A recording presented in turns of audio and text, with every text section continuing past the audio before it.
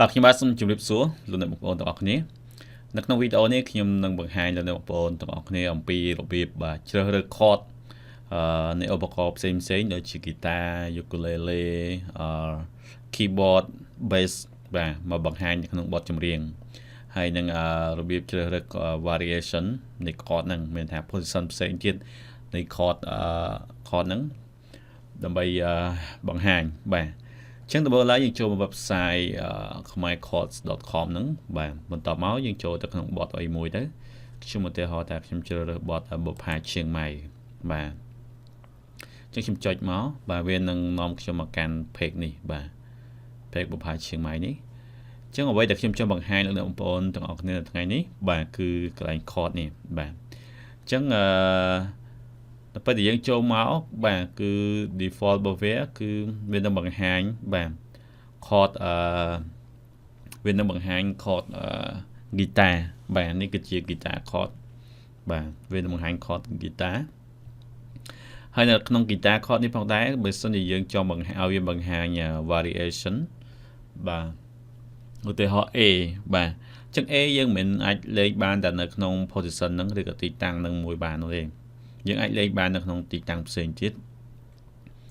ចាំដើម្បីឲ្យវាបង្ហាញទីតាំងផ្សេងទៀតវាក៏ដាក់ម៉ៅបាទម៉ៅលើ chord ហ្នឹងមកបាទវានឹងចេញអក្សរនេះ variation ហ្នឹងមកហើយយើងចុចមកលើអក្សរហ្នឹងមកបាទវានឹងបង្ហាញ chord ផ្សេងទៀតមកទីតាំងផ្សេងទៀតមក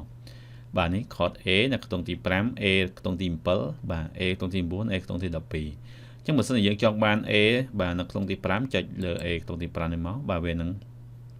ផ្លាស់ប្ដូរទៅជា A ក្នុងទី5វិញបាទដូចគ្នាដែរជាមួយនឹង chord ផ្សេងបាទគឺសុទ្ធតែមាន variation របស់វាបាទនេះ E យើងអាចជ្រើសរើសមួយណាក៏បានដែរបាទ B minor បាទយើងអាចជ្រើសរើសបានបាទក្នុងទី7ជ្រើសរើសលេងក្នុងទី7ក្នុងណាមួយចឹងបាទពេលខ្លះ chord មកវាខ្ទង់ហ្នឹងយើងពិបាកលេងយើងអាចជ្រើសរើស chord ឬខ្ទង់ផ្សេងឯទៀតបានចឹងយើងអាចមើលថា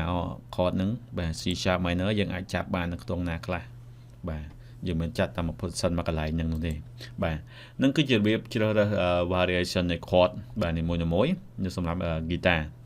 បន្តមកខ្ញុំចង់បង្ហាញអំពីកន្លែងនេះបាទកន្លែងនេះយើងបង្ហាញ guitar ប៉ុន្តែបើសិនជាយើងចង់ឲ្យវាបង្ហាញជា soprano ukulele បាទ ukulele នេះនេះយើងក៏ click លើវានឹងមកបាទវានឹងបង្ហាញជា chord បាទ ukulele បាទហើយយើងវាមាន variation ដូចគ្នាដែរបាទនេះយើងអាចជ្រើសរើសបានដូចគ្នាបាទសម្រាប់ ukulele បាទ ukulele គឺយើងមាន soprano យើងមាន baritone បាទមាន2 tuning បាទហើយនេះបាទគឺ bass arpeggio បាទសម្រាប់អ្នកលេង guitar bass បាទនេះគឺបង្ហាញ bass arpeggio បាទនេះ A សម្រាប់អ្នកលេង guitar bass យើងអាចលេងបាទ A ហ្នឹង position ទី2ខ្ទង់ទី2ឬក៏យើងអាចលេងបាទខ្ទង់ទី4ចេះក៏បានដែរបាទខ្ទង់ទី4អញ្ចឹងទៅនឹងសម្រាប់ variation របស់ guitar bass បាទហ្នឹងសម្រាប់ guitar bass ហើយមួយទៀតគឺ keyboard piano ឬក៏ keyboard chord បាទសម្រាប់អ្នកលេង piano បាទនេះ piano ឬក៏ keyboard បាទពេលយើងចុចចឹងមកវានឹងបង្ហាញ